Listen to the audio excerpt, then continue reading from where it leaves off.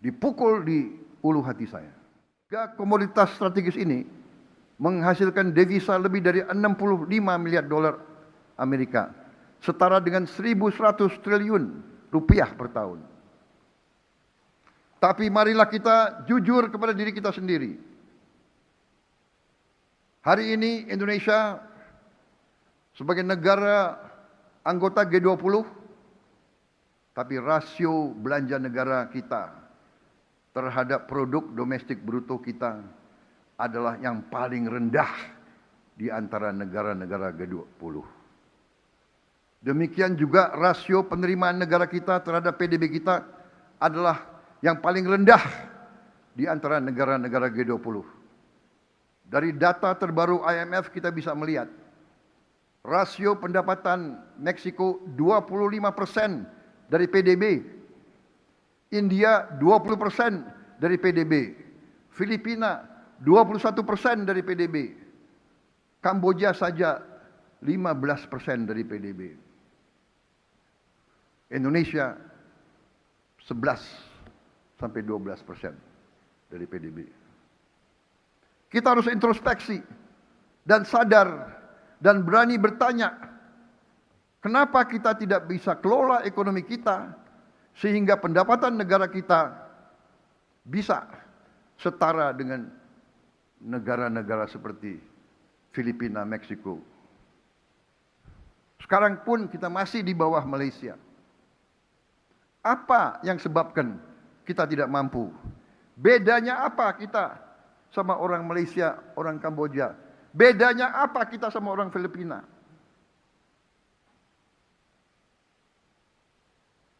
Saudara-saudara sekalian, pertumbuhan kita dalam 7 tahun terakhir memang baik. 5% tiap tahun. Selama 7 tahun, kali 5% pertumbuhan kita 35%.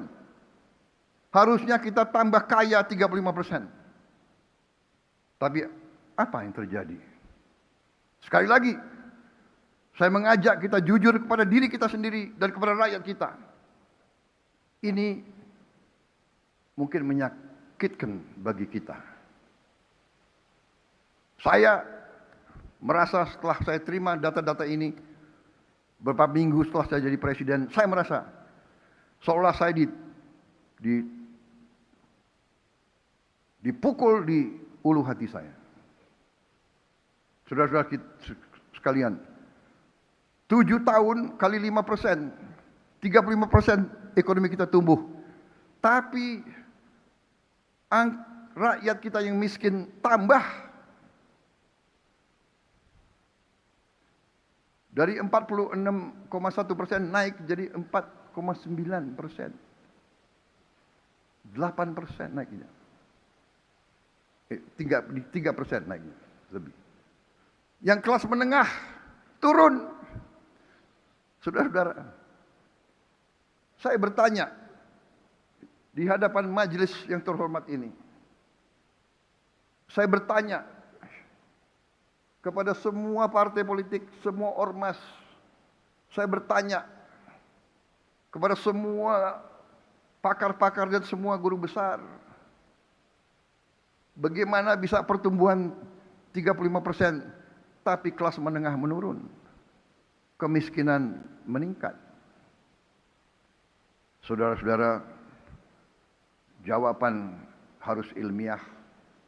Jawaban harus matematis. Dan menurut saya,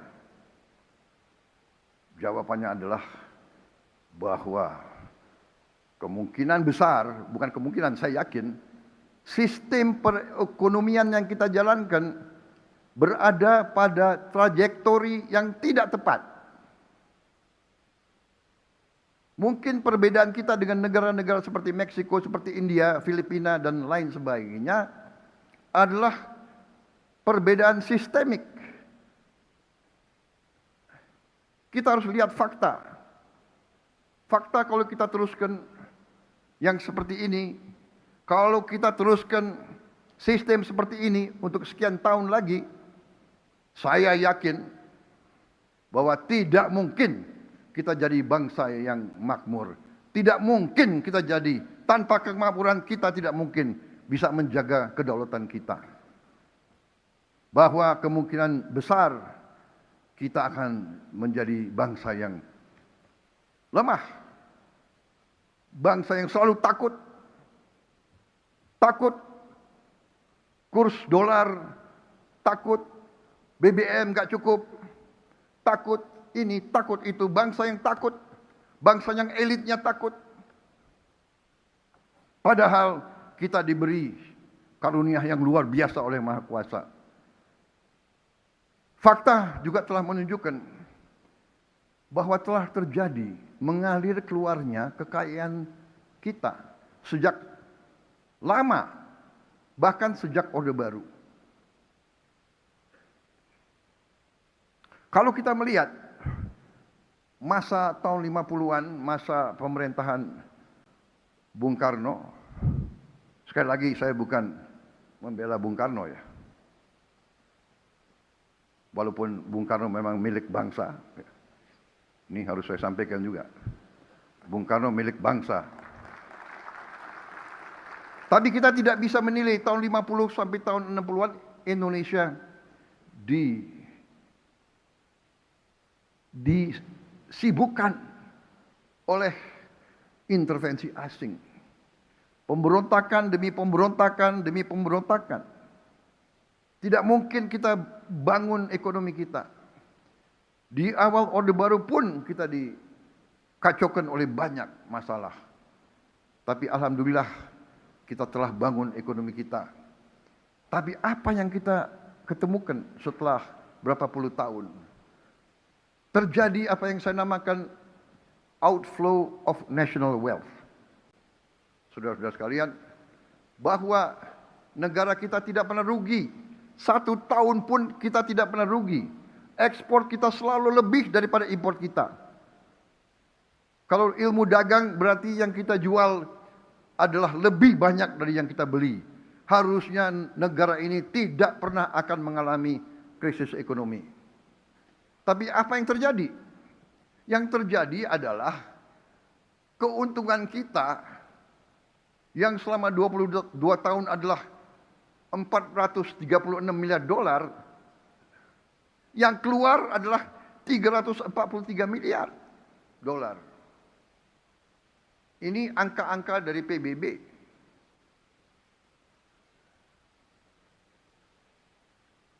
Berarti selama 22 tahun, kekayaan kita yang tinggal di Indonesia adalah 436 miliar dikurangi 343 miliar.